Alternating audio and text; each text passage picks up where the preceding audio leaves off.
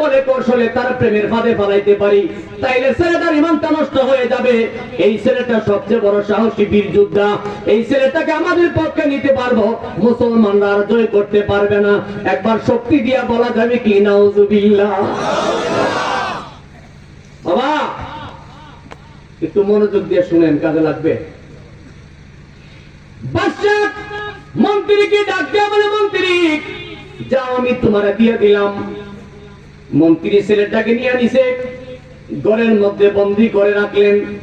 আশরে সুদুর ফি নুরুস সুদুর কিতাবের মধ্যে সুম্মাস্তাকা শব্দের তাফসীর করতে যাইয়া আল্লামা জালালউদ্দিন সুয়ুতী রাহমাতুল্লাহ তিনি বলতেছেন, ছেলেটাকে যখন ঘরের ভিতরে বন্দী করে রাখছে, ঘরের ভিতরে বন্দী করিয়া মন্ত্রী তার মেয়েকে ডাক দেয়া বলে, মারে আমি তো বাবা হইয়া জীবনে তোর কাছে আমি কিছু চাই না, আজকে তোর কাছে একটা জিনিস চাই, তুই দিবি কিনা বল। মেয়ে ডাক দেয়া বলে, বাবা আপনি আমার কাছে কি চাইবেন? মন্ত্রী ডাক দেয়া বলে, বাবা আমার ঘরের ভিতরে একটা ছেলেকে আমি বন্দী করে রাখছি, তুমি যদি চলে বলে কৌশলে ছেলেটাকে তোমার প্রেমের ফাঁদে ফেলাইতে পারো, আমি তোমার কথা দিলাম বাবা হইয়া তুমি যা চাইবা আমি তোমার চা দেব। একবার শক্তি দিয়া বলা যাবে কি নাউজুবিল্লাহ।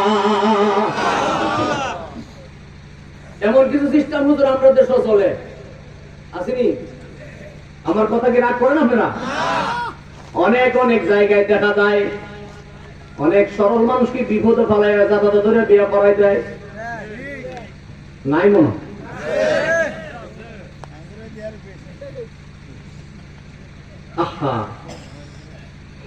চিনলে না রে পাগল মনা, চিনবে কোনদিন বালুর চরে নাও লাগায় ঠেলবে রাত্র দিন। এখন বুঝে আসে না, এক সময় বুঝে আসবে, সেদিন কাঁদলেও লাভ হবে না। মুসলমান সংক্ষেপ করে আলোচনা বোঝাইবার চেষ্টা করতেছি, হাজার হাজার কথা ছেড়ে ছেড়ে মূল কথাগুলি বোঝাইবার চেষ্টা করতে লাগলাম।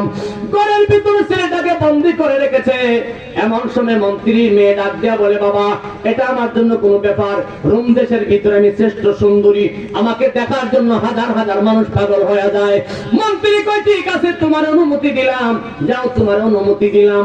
অনুমতি দেওয়ার পরে পরের দিন যখন রাত হয়ে গেছে, মেয়েটা সুন্দর করে ভালো করে সাজগোজ করিয়া ওই ছেলের ঘরের ভিতরে যাইয়া ওই ছেলের কাছে মধুর স্বরে ডাক মারছে, যুবক